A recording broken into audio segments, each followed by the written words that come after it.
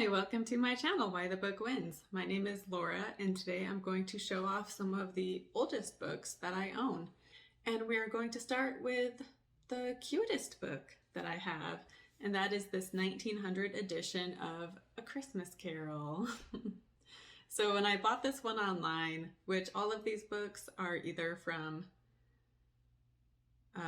thrift books or Abe books, and then I have started buying some on eBay as well. But anyway, so that's where I've been going to buy these books for the most part. But when I bought this one, I thought it was going to be like a full-size book, but I mean, it was pretty cheap, so I guess now it makes sense why, because it's mini. And at first I was kind of like, what the heck? But now I actually really like it, and I think it's super cute, so I'm okay with it now.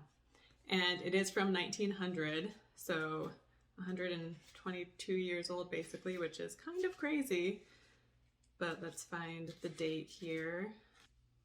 So here is that, showing how old it is.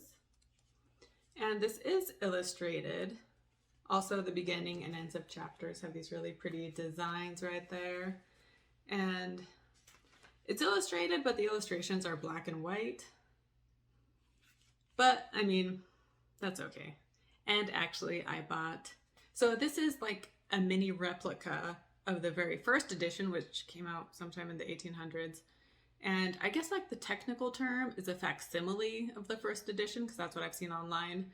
So I bought another one that's like a bigger regular size book, and it's a facsimile of the first edition, but it's regular size with color illustrations. So it was done, and that one was republished in 2016, so it's not old at all, but because this one is so small, I wanted to get a regular size one as well. And so that other edition that I have coming in, it has color illustrations, so that's cool.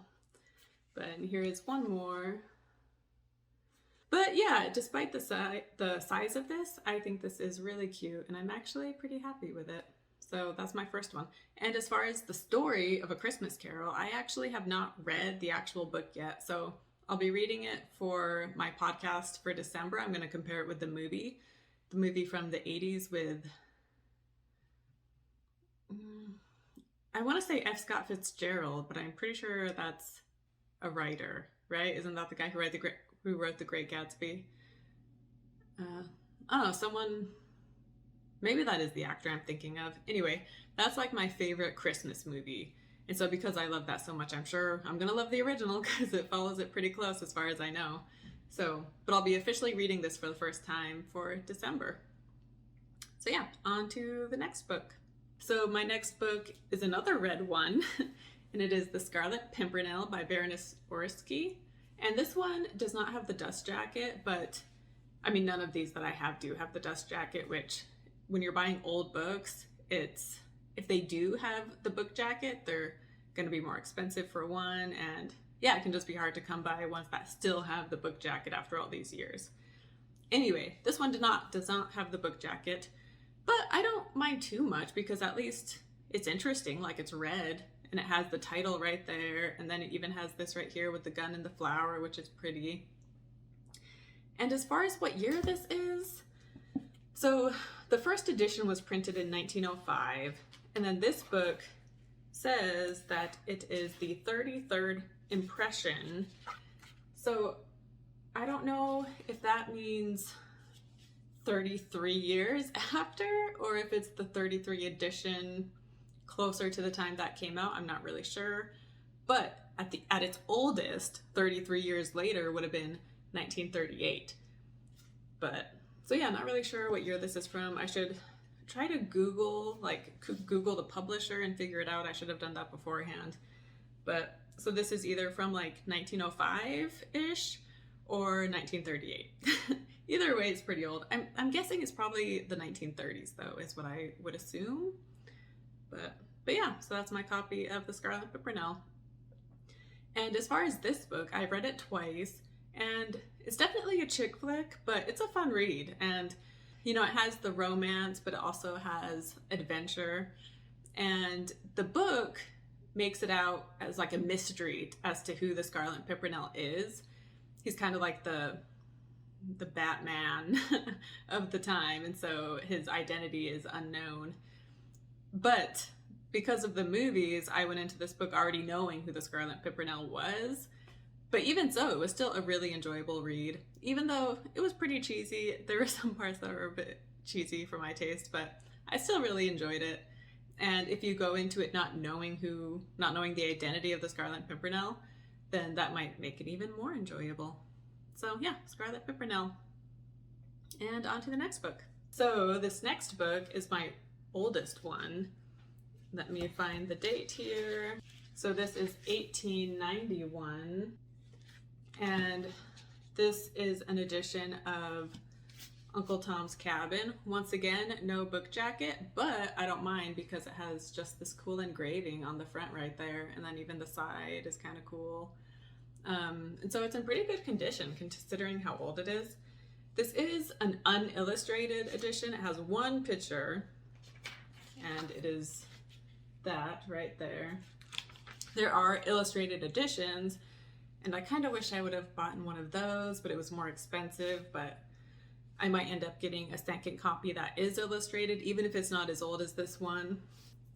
But yeah, and this book, it is controversial. So when it came out, it's an like anti-slavery book. And so when it came out originally, it was controversial because it was anti-slavery. And so people that were for slavery didn't like it. And they even accused her of exaggerating and not telling an accurate story of what it's like for slaves. And so she posted a follow-up book called The Key to Uncle Tom's Cabin. And that book, she shares like where she got her information from, basically. Which 12 Years a Slave, Solomon Northup, his story is referenced in Key to Uncle Tom's Cabin.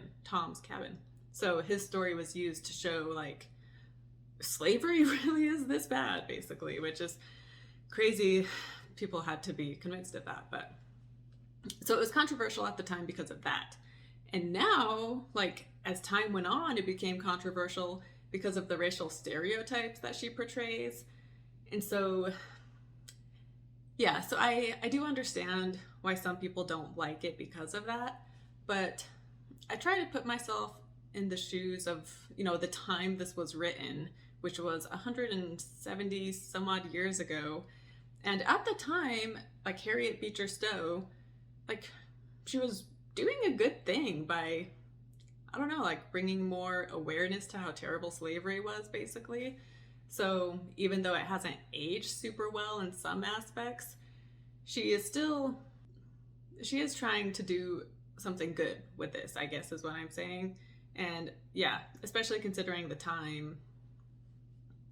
Yeah, anyway, I guess I'll just leave it at that. But anyway, so my edition of Uncle Tom's Cabin. And then my last two books I'm talking about today actually come as a set. And it is Wuthering Heights and Jane Eyre, and they are from 1943, and they come, I mean, not in the best shape, but they come in this book slip. And I love the covers. Once again, these don't come with dust jackets to begin with, but they have these awesome covers right here. This one is for Jane Eyre, and it's in great condition, and it's from 1943. And so I'll show a picture of the title page. And then these are illustrated copies, which, yeah, I love illustrated versions of books, you know, like my Christmas Carol edition, and I want to get Uncle Tom's Cabin in illustrated edition. And I actually have one or two more of Jane Eyre that I ordered that are also illustrated. So I enjoy having multiple editions of a book when there's illustrations in it. Like if it's multiple editions, but the only thing different is like the cover and the binding, that doesn't really interest me. But if each book has different illustrations in it, then I have a hard time resisting. But anyway, so I'll show you some illustrations from here. So here are a few of them. And then to show you Withering Heights, because that's the second book here, which I should say Jane Eyre, Charlotte Bronte wrote this, and her sister wrote Wuthering Heights. And I've read Jane Eyre twice, and I loved it both times. And yeah, this and Wuthering Heights are two books that a lot of people say are their favorite books, and it's always on these lists of like books you should read and whatever. And yeah, I mean, there's a reason why it has it's still so famous all this time later, and it was ahead of its time, and it's so beautifully written. Like the way she describes things, she describes it so vividly so you can see it in your mind, but she also describes it like she describes the feeling that she gets from these descriptions, if that makes sense. So it's just very evocative and vivid, and yeah, it's just a beautiful book and a beautiful story. And like I said, I read it twice and I loved it both times. And also the audio was really good. It's done by Thandie Newton, and she is an amazing narrator. Anyway, so that's Jane Eyre, which, by the way, I did do a podcast where I compared it with the 2011 movie. So if you're interested in finding out hearing me go more in depth about the book and also hearing how it compares to the movie, you should definitely check that out. And so on to Wuthering Heights. Here is the picture for this one. And I'll show you the title page. It's not quite as pretty as Jane Eyre's, but it's still cool. And then here's a couple illustrations from it. And Withering Heights is a book I actually have not yet read. So I plan on reading it next year, and I'm really excited to get into it because it seems like the kind of story I will enjoy. And, you know, I know it's about like two unhealthy people in a relationship, basically. And I enjoy stories like that. So I'm excited to get into this book, and I'll be comparing it with a movie adaptation. I'm not sure which one yet, but that will be coming out next year on my podcast, which I also post my podcast on YouTube. And while I'm talking about my podcast and such, I would love it if you would subscribe to my YouTube channel and like this video if you're enjoying it. So I post, my podcast is where I do book and movie, I compare the book with the movie adaptation. And so I record it as a podcast, but then I upload the podcast here on YouTube as well. And then as far as YouTube videos, I do book hauls, and I have old books and first edition books and special edition books. And then I also do book reviews. And then I think I only have like one movie review, but maybe I'll do more of those in the future. But yeah, and that actually wraps it up for all my books for today. So Sunday is going to be my book haul day. So join me next Sunday when I will be sharing some of my special edition books. So they're not particularly old and they're not first editions, but they're just a special edition. So yeah, I will be posting that. And I just recently started buying these books, and so I'm loving the chance to get to show them off. So I hope you enjoy seeing these, and give this video a thumbs up, and I will see you next time. Bye.